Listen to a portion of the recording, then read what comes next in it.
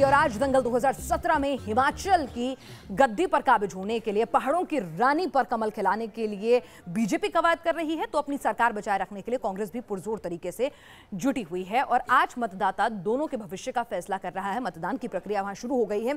लगातार इससे जुड़ा हुआ पूरा विश्लेषण हम आपको न्यूज नेशन पर दिखा रहे हैं, लेकिन सबसे पहले 10 बजे की इस वक्त की जो 3 बड़ी खबर निकलकर सामने आ रही हैं उस पर आपको अपडेट दे दें।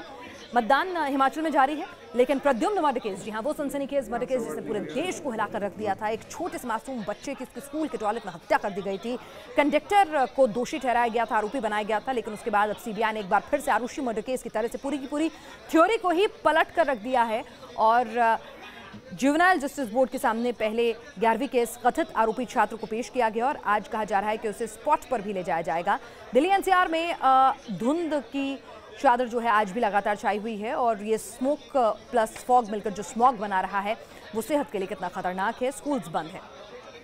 और इस वक्त की बड़ी खबर है, बिलासपुर में एक तकनीकी दिक्कत आई है बूथ पर, जिसकी वजह से काफ़ी हंगामा हुआ है। वहां पर बिलासपुर का सदर थाना क्षेत्र है जहां पर पोलिंग स्टेशन पर हंगामे की खबर आ रही है। वहां पर जो मशीन थी वो ठीक से काम नहीं कर रही। आपको बता दें कि तमाम पोलिंग स्टेशन पर वीवीपैट मशीन का भी सहारा लिया जा रहा है, क्योंकि जो कथित आरोप लगे थे कि भाई ये जो मशीन है इससे छेड़छाड़ हुई है, तो उसके बाद कहा जा रहा था कि वीवीपैट मशीन जो है उसका भी सहारा लिया जाएगा।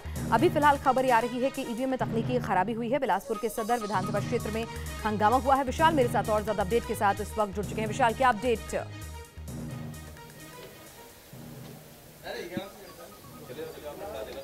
जी बिल्कुल, जिस तरह से ईवीएम मशीनों में खराबी आई है उसी के चलते जो था वो कुछ देर के लिए जो था वो वोटिंग वहां पर रोक दी गई थी। और इसी तरह की किन्नौर में भी ये घटना हुई है। लेकिन बिलासपुर की अगर हम बात करें सदर की, तो वहां पर जो है वो चुनाव आयोग के जो लोग हैं वो पहुंच चुके थे और उन्होंने आधे घंटे के बाद जो है उसको बिल्कुल ठीक कर दिया है। अब वहाँ पर मतदान प्रक्रिया जो है वो एक बार फिर शुरू हो गई है।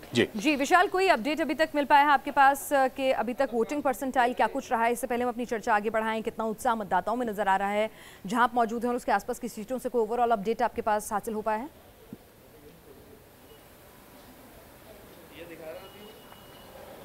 जी बिल्कुल, जिस तरह से अभी चुनाव आयोग से हमने बात की थी तो 11 बजे जो है फर्स्ट अपडेट आएगा कि कितनी परसेंटेज जो है ऑल ओवर हिमाचल में मतदान को लेकर हुई है। और अगर हम बात करें उत्साह की, तो उत्साह जो है सुबह 8 बजे से ही जो भी पोलिंग स्टेशन है वहाँ पर देखने को मिला है। लोग सुबह से ही मतदान केंद्र का रुख कर रहे हैं, क्योंकि जिस तरह से जो लोग हैं वो सुबह सुबह भी अपना काम निपटा कर जो है वो यहाँ पर मतदान करेंगे, क्योंकि धीरे धीरे जिस तरह से सूरज चढ़ता चलेगा, पहाड़ों में ठंड कम होती जाएगी, उस तरह से मतदान जो है आगे बढ़ता जाएगा। जी बिल्कुल, तो पहाड़ों में भले ही सर्दियों ने दस्तक देती हो, वहाँ पर पारा भले ही गिर रहा हो, लेकिन सियासी पारा इस वक्त गर्म हुआ है और चरम पर है। और हर किसी कार्यकर्ता की यही कोशिश है, भले ही औपचारिक तौर पर जो पूरी की पूरी प्रचार प्रसार होता है वो बंद हो जाता है, लेकिन फिर भी कार्यकर्ता जो है लगातार कोशिश करते हैं कि वोटर जो है पोलिंग बूथ तक तो जो है वो ज़रूर आए और अपने मताधिकार का प्रयोग करे। आप देख सकते हैं शिमला में वोटिंग हो रही है, मंदिर माथा टेका जा रहा है कि भाई आखिरी वक्त में अब भगवान ही बेड़ा पार लगा सकते हैं।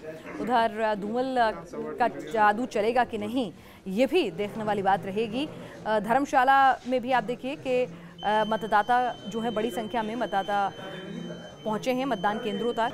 सुरक्षा के पुख्ता इंतजाम किए जा रहे हैं, हालांकि कमोबेश वहां पर स्थितियां जो हैं वो सामान्य ही रहती हैं। हमारे साथ हमारे खास मेहमान इस वक्त जुड़ चुके हैं। राहुल देव जी हैं, वरिष्ठ पत्रकार हमारे साथ, मनिंदर ठाकुर हैं हमारे साथ, उर्मिलेश जी हमारे साथ वरिष्ठ पत्रकार मौजूद हैं, गिरिजा शंकर जी भी हमारे साथ जुड़ेंगे, साथ ही हमारे साथ तेनके सिंह जी भी हमारे साथ यहाँ पर मौजूद हैं, उर्मिलेश जी मौजूद हैं और हमारे रिपोर्टर्स भी लगातार शहनवाज और हमारे साथ विशाल ठाकुर पल पल के अपडेट के साथ जुड़े हुए हैं। लेकिन मैं इस चर्चा को यहाँ शुरू करती हूँ। राहुल जी, अगर देखा जाए तो हिमाचल का चुनाव साख की लड़ाई नहीं है गुजरात की तरह से, लेकिन फिर भी पहाड़ों की रानी में भी अपनी सत्ता को बचाए रखने के लिए कांग्रेस और बीजेपी इस बार पूरा दमखम जो है वो लगाते हुए नजर आ रहे हैं। जी हाँ, कुछ ज़्यादा ही दमखम इस बार लगा है। ये थोड़ी अपने आप में आश्चर्यजनक बात है और नई बात है कि एक छोटे राज्य में चुनाव के लिए भी प्रधानमंत्री 3 बार वहाँ पर दौरे करें और राहुल गांधी 2 बार गए हैं, अमित शाह वहाँ गए हैं और योगी आदित्यनाथ वगैरह वगैरह। तो मुझे लगता है कि उसका राजनीतिक महत्व बहुत ज़्यादा ना हो, इसको भी देखते हुए ख़ास तौर पे कि कोई जो हिमाचल की परंपरा रही है वो हर बार शासक बदलने की रही है, तो इस बार बारी वैसे भी भाजपा की बनती है। और पिछला उसका 83 के बाद से 30-35 सालों का इतिहास अगर देखेंगे तो वहाँ हर बार यही होता है। उसके बावजूद जो एक अपनी मोदी और शाह जोड़ी की एक विशेषता स्थापित हो गई है कि वो हर लड़ाई को बिल्कुल अंतिम लड़ाई की तरह लड़ते हैं और पूरी ताकत झोंक के लड़ते हैं, तो वो कहीं भी कोताही नहीं बरतते। और शायद उनको चिंता ये है कि वो सब जगह जीत के कुछ नए कीर्तिमान स्थापित करना चाहते हैं, ऐसा लगता है कि बहुत ज़्यादा ऊंचे लक्ष्य रखो और उनको पूरा करने में ताकत लगा दो, चाहे प्रदेश छोटा हो या बड़ा। बिल्कुल, और इसी पैटर्न पे उनका पूरा का पूरा 2014 के जीतने के बाद भी वही पैटर्न जो है लगातार चलता रहा है। विनोद जी भी हमारे साथ वरिष्ठ पत्रकार इस वक्त जुड़े हुए हैं, उनको मैं चर्चा में यहाँ शामिल करना चाहूंगी। विनोद जी, अगर देखा जाए यहाँ पर जिस तरह से ये जो पूरा चुनाव प्रचार रहा है, बहुत ज्यादा अग्रेशन नहीं रहा, बातों में उतनी तल्खी नहीं रही जो भी हाल के चुनावों में हमने देखी थी। एक तो छोटा स्टेट है, वो भी इसका फैक्टर होता है, पहाड़ का मिजाज भी अलग होता है, लेकिन जिस तरह से विकास के मुद्दे पर चुनाव लड़ा गया, देखा गया एक तरह से पैटर्न में, वो काबिल तारीफ है। ये मजबूरी थी या फिर एक चेंज ऑफ स्ट्रैटेजी था? नहीं, देखिए, नरेंद्र मोदी जो है जब अपने भाषणों में ज़्यादातर विकास पर ही जोर देते हैं, वो उनकी एक शैली है।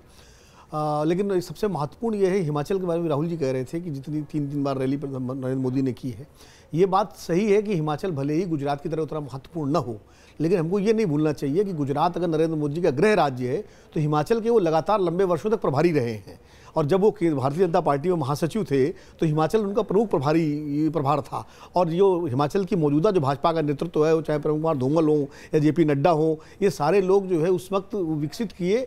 शांता कुमार के खिलाफ नरेंद्र मोदी ने ही धूमल को खड़ा किया था और उसके बाद नड्डा को उन्होंने आगे विकसित किया। तो कुल मिलाकर के नरेंद्र मोदी जी के लिए हिमाचल भी उतनी ही प्रतिष्ठा का विषय है जितना कि गुजरात, इसीलिए वो 3 बार रैली कर रहे हैं। अमित शाह, ये ठीक है, परंपरा जरूर है हिमाचल में कि हमेशा बदलने की, लेकिन कांग्रेस ने सारा का सारा दारोमदार वीरभद्र सिंह पर छोड़ दिया। और सबसे बड़ी बात यह है कि कांग्रेस ने उस तरह से आक्रामक तरीके से प्रचार नहीं किया हिमाचल में, उन्होंने सारा ध्यान गुजरात पर केंद्रित किया। राहुल गांधी 2 बार गए और आखिरी समय 6 तारीख को गए, जिस दिन प्रचार का अंतिम दिन से 1 दिन पहले वो गए। और कांग्रेस के कोई बड़े नेता भी वहाँ नहीं गए, यहाँ तक कि कैप्टन अमरिंदर सिंह और सिद्धू, जिनकी मांग ज़्यादा थी, उनको वहाँ भेजा जा सकता था, वो भी शायद कुछ अपने जो पंजाब से लगे हुए इलाके वहाँ तक जाके लौट आए। लेकिन भाजपा ने वहाँ पूरी ताकत लगाई और किसी भी कीमत पर भारतीय जनता पार्टी हिमाचल को जीतना चाहती है। उसका कारण उसका एक ये है कि एक तो सत्ता बदल चाहती है, दूसरा अगर गुजरात कहीं धोखे से फिसल गया तो कम से कम संतुलन के लिए हिमाचल बना रहना जरूरी है। तो ये भी एक बहुत बड़ा कारण है। चलिए, बैकअप प्लान भी तैयार है और एक जो पुराना पैटर्न चला जा रहा है उससे कहीं ना कहीं भाजपा को और ज्यादा आत्मविश्वास भी कम होती है। और वो सीटें नहीं आई, अगर सरकार भी बन गई और सीटें 95 100 के आसपास रही तो हिमाचल की जीत जो है कम से कम उनके लिए बहुत।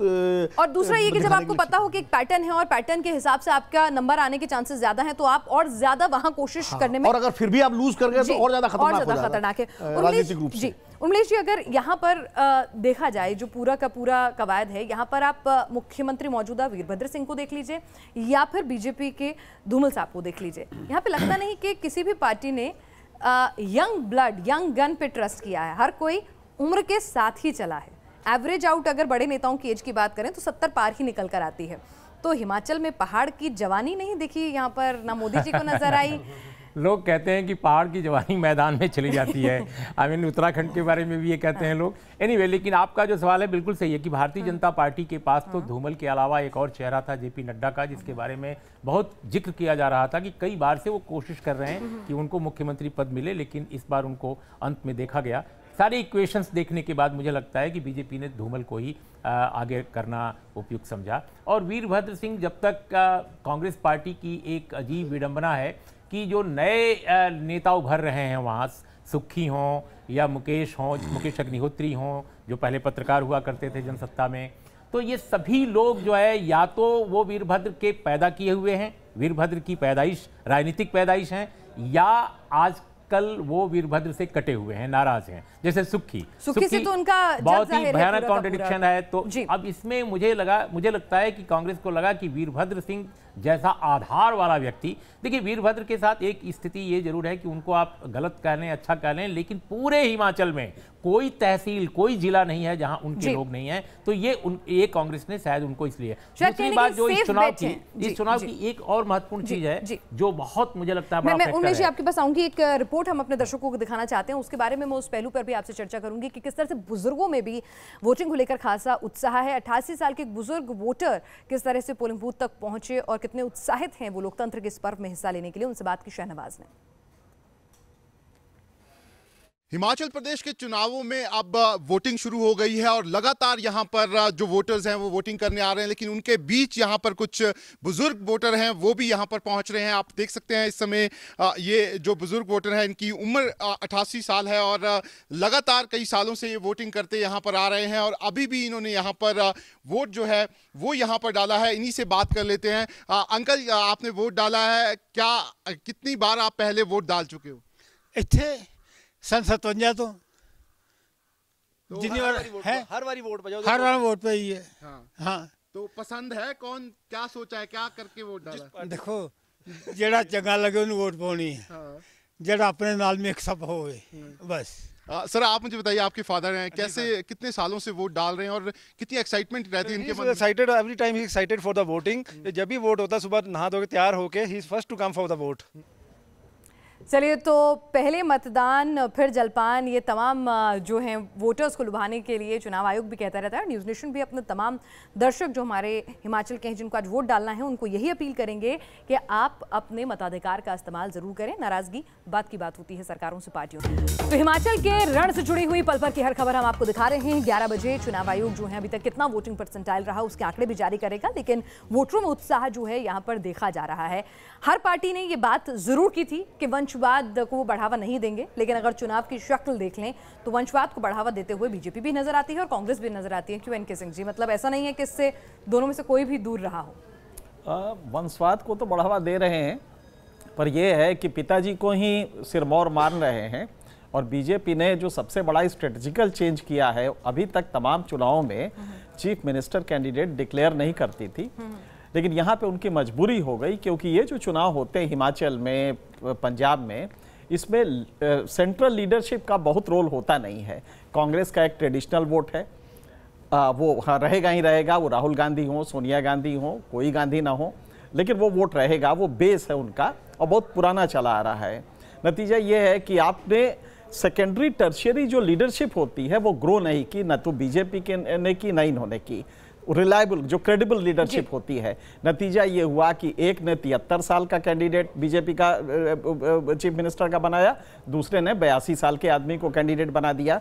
ये इनका मेंटल बैंकरप्सी शो करता है कि किस तरह पॉलिटिकल प्रोसेस में आप नीचे से लड़कों को, नए यंग लीडर्स को उभार के नहीं लाते हैं जो कि विश्वसनीय चेहरा बन सके।